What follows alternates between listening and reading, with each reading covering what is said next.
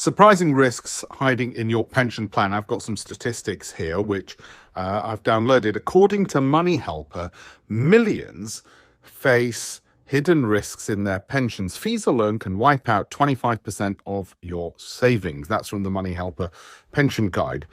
So there are three things you need to do. One, hidden management fees can cost you £100,000 plus, or dollars if you're watching this in America. The maths works out the same over your lifetime.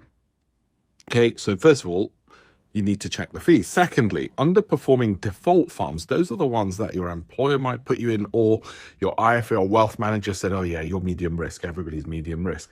Those can return 2 to 3% less annually, often more.